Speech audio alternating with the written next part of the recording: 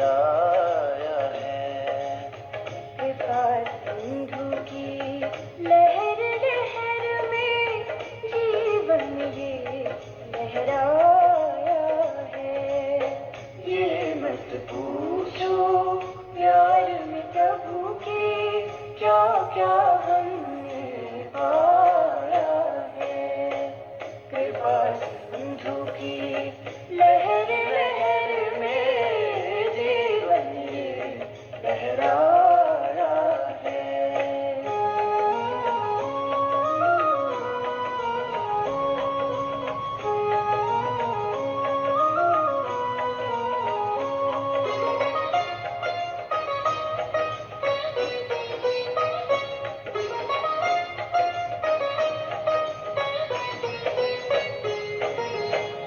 देख के उसका रूप रूहानी, रूह को राहत मिलती है। देख के उसका रूप रूहानी, रूह को राहत मिलती है। उसके रंग की रंगत पा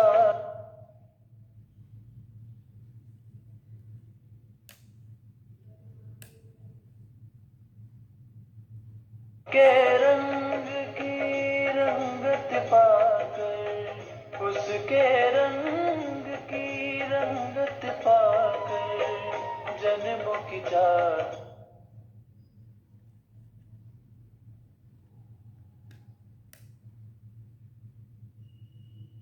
की रंगत पाकर जन्मों की चाहत मिटती है। अपना बनाकर गोद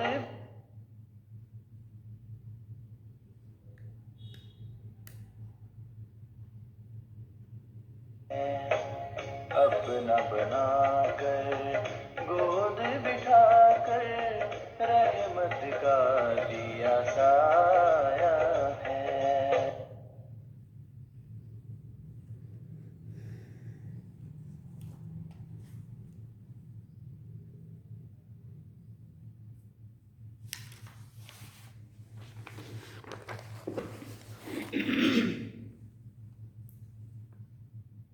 ओम शांति। बाबा गुड मॉर्निंग। आज बाबा के 9 जनवरी 2025 के महावाक्य हैं। बाबा ने सार में कहा, मीठे बच्चे, तुम्हें विकर्मों की सजा से मुक्त होने का पुरुषार्थ करना है। इस अंतिम जन्म में सब हिसाब किताब चुकतो कर पावन बनना है। बाबा ने प्रश्न पूछा, धोखेबाज माया कौन सी प्रतिज्ञा तोड़वाने की कोशिश करती है? धोखेबाज माया कौन सी प्रतिज्ञा तोड़वाने की कोशिश करती है? बाबा ने उत्तर में कहा, तुमने प्रतिज्ञा की है कोई भी देहधारी से हम दिल नहीं लगाएंगे। आत्मा कहती है हम एक बाप को ही याद करेंगे, अपनी देह को भी याद नहीं करेंगे। ये हमारा वायदा बाबा से है। बाप देह सहित सबका संन्यास कराते हैं, परंतु माया यही प्रतिज्ञा तोड़वाती है। देह में लगाव हो जाता है। जो प्रतिज्ञा तोड़ते हैं उन्हें सजाएं भी बहुत खानी पड़ती है। गीत है, तुम ही हो माता पिता तुम ही हो। ओम शांति। ऊंचते ऊंच भगवान की महिमा भी है, महिमा भी की है और ग्लानि भी की है। अब ऊंचते ऊंच बाप खुद आकर परिचय देते हैं और फिर जब रावण राज्य शुरू होता है तो अपनी ऊंचाई दिखाते हैं। भक्ति मार्ग में भक्ति का ही राज्य है, इसलिए कहा जाता है रावण राज्य। वो राम राज्य, वो रावण राज्य। वो राम राज्य, ये रावण राज्य। राम और रावण की ही भेंट की जाती है। बाकी वो राम तो त्रेता का राजा हुआ, उनके लिए नहीं कहा जाता। रावण है आधा कल्प का राजा।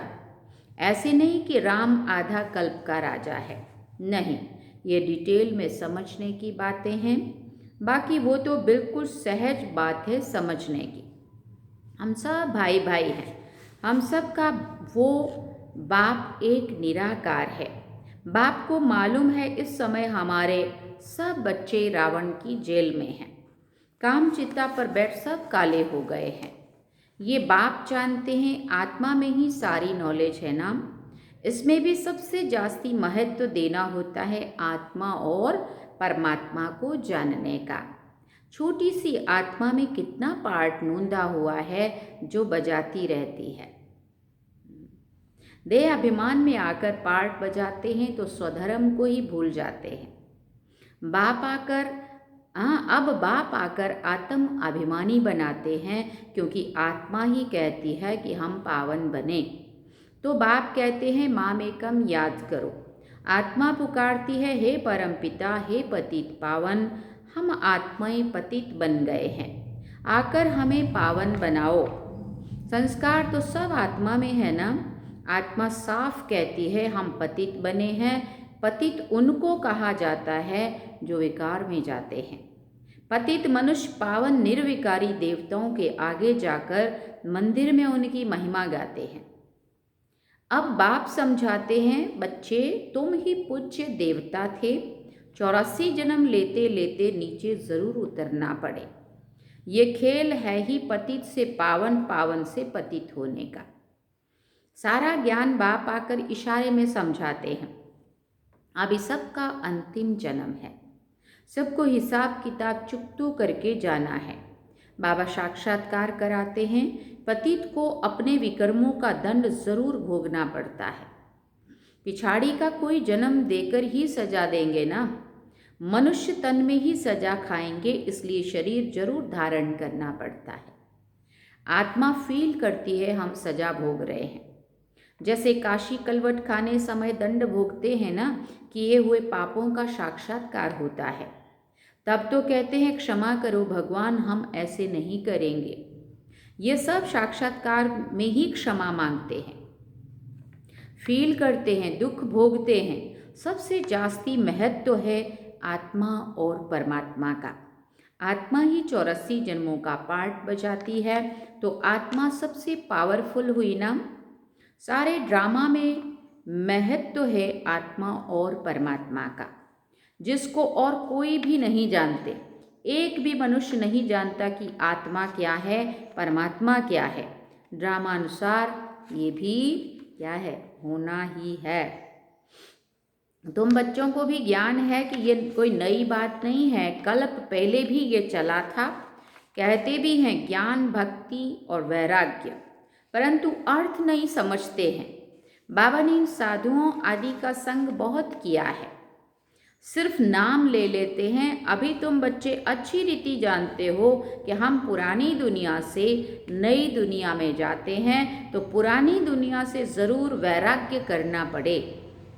इनसे क्या दिल लगानी है। तुमने प्रतिज्ञा की है कोई भी देहधारी से दिल नहीं लगाएंगे। आत्मा कहती है हम एक बाप को ही याद करेंगे, अपनी देह को भी याद नहीं करेंगे। बाप देह सहित सबका संन्यास कराते हैं, फिर औरों की देह से हम लगाव क्यों रखें। कोई से लगाव होगा तो उनकी याद आती रहेगी, फिर ईश्वर की याद आ ना सके, क्योंकि ये मन बुद्धि तो एक ही है ना, वो एक समय में एक ही तरफ जा सकता है। प्रतिज्ञा तोड़ते हैं फिर सजा भी बहुत खानी पड़ती है, पद भी भ्रष्ट हो जाता है। इसलिए जितना हो सके बाप को ही याद करना है। माया तो बड़ी धोखेबाज है। माया तो बड़ी धोखेबाज है। कोई भी हालत में माया से अपने को बचाना है। देह अभिमान की बहुत कड़ी बीमारी है। बाप कहते हैं अब देही अभिमानी बनो। बाप को याद करो तो देह अभिमान की बीमारी छूट जाए। सारा दिन देह अभिमान में रहते हैं, बाप को याद बड़ा मुश्किल करते हैं। बाबा ने समझाया है हाथ काटे दिल याटे। हाथ से कर्म करते रहो और मन से दिल से बाबा को याद करते रहो। जैसे आशिक माशुक धंधा आदि करते भी अपने माशुक को ही याद करते रहते, अब तुम आत्माओं को परमात्मा से प्रीत रखनी है तो उनको ही याद करना चाहिए। तुम्हारी एम ऑब्जेक्ट ही है कि हमको देवी देवता बनना है, उसके लिए पुरुषार्थ करना है। माया धोखा तो जरूर देगी, वो उसका काम तो करेगी ना। अपने को उनसे छुड़ाना है, नहीं तो फंस मरेंगे और फिर ग्लानि भी होगी और नुकसान भी बहुत होगा। तुम बच्चे जानते हो हम आत्मा बिंदी है, हमारा बाप भी बीज रूप नॉलेजफुल है। ये बड़ी वंडरफुल बातें हैं। आत्मा क्या है, उसमें कैसे अविनाशी पार्ट भरा हुआ है, इन गुहिया बातों को अच्छे अच्छे बच्चे भी पूरी तरह से नहीं समझते हैं। अपने को यथार्थ रीति आत्मा समझें और बाप को भी बिंदी मिसल समझकर याद करें। हाँ, वो ज्ञान का सागर है, वो बीज रूप है, आदि आदि। ऐसा समझ बड़ा मुश्किल से याद करते हैं, मोटे ख्यालात से नहीं, इसे महीन बुद्धि से काम लेना होता है। हम आत्मा हैं, हमारा बाप आया हुआ है, वो बीज रूप है, नॉलेजफुल है, हमको नॉलेज सुना रहे हैं। धारणा भी मुझ छोटी सी आत्मा में होती है। ऐसे बहुत हैं जो मोटी रीति सिर्फ कह देते हैं आत्मा और परमात्मा, लेकिन यथार्थ रीति बुद्धि में नहीं आता है। ना से तो मोटी रीति याद करना भी ठीक है, कुछ भी याद नहीं करते उसे तो मोटे रूप से ही याद करे तो भी करे तो सही, परंतु वो यथार्थ याद जास्ती फलदायक है। वो इतना ऊंच पद पा नहीं सकेंगे, इसमें बड़ी मेहनत है। मैं आत्मा छोटी सी बिंदु हूँ, बाबा भी इतनी छोटी सी बिंदु है, उसमें सारा ज्ञान है। ये भी यहाँ तुम बैठे हो तो कुछ बुद्धि में आता है, लेकिन चलते फिरते वो चिंतन रहे सो नहीं। योग में बैठते हैं तो वो बात लाते हैं याद कर करके, फिर चलते फिरते जब किसी काम में चले जाते हैं फिर ये सारी बातें बाबा कहते चिंतन में नहीं रहती है, भूल जाते। सारा दिन वही चिंतन रहे, ये है सच्ची याद। कोई सच बताते नहीं है कि हम कैसे याद करते हैं। चार्ट भले भेजते हैं परंतु वो ये नहीं लिखते हैं कि ऐसे अपने को बिंदी समझ और बाप को भी बिंदी समझ कर याद करता हूँ। सच्चाई से पूरा लिखते नहीं हैं। भले बहुत अच्छी मुरली चलाते हैं बाबा कहते हैं, परंतु योग बहुत कम है। वे अभिमान बहुत है, इस गुप्त बात को पूरा समझते नहीं हैं, सिमरन नहीं करते हैं। याद से ही बाबा ने कहा पावन बनना है। पहले तो कर्मातीत अवस्था चाहिए ना, वही ऊंच पद पा सकेंगे। बाकी मुरली बजाने वाले तो ढेर हैं, लेकिन बाबा जानते हैं योग में नहीं रह सकते। विश्व का मालिक बनना कोई मासी का घर थोड़ी है। वो अलग काल के मर्तबे पाने के लिए भी कितना पढ़ते हैं। सोर्स ऑफ इनकम अब हुई है, आगे थोड़ी बैरिस्टर आदि इतना कमाते थे, अभी कितनी कमाई हो गई है। बच्चों को अपने कल्याण के लिए एक तो अपने को आत्मा समझ यथार्थ रीति बाप को याद करना है, और त्रिमूर्ति शिव का परिचय क्या करना है, औरों को भी देना है। सिर्फ शिव कहने से नहीं समझेंगे, त्रिमूर्ति तो जरूर चाहिए। मुख्य है ही दो चित्र, त्रिमूर्ति और झाड़। त्रिमूर्ति और झाड़, सीढ़ी से भी झाड़ में जास्ती नॉलेज है। ये चित्र तो सबके पास होने चाहिए। एक तरफ त्रिमूर्ति गोला, एक तरफ त्रिमूर्ति गोला, दूसरी तरफ झाड़। ये पांडव सेना का फ्लैग भी होना चाहिए, झंडा। पांडव सेना का झंडा भी होना चाहिए। ड्रामा और झाड़ की नॉलेज भी बाप देते हैं। लक्ष्मी नारायण विष्णु आदि कौन है ये भी कोई नहीं समझते हैं।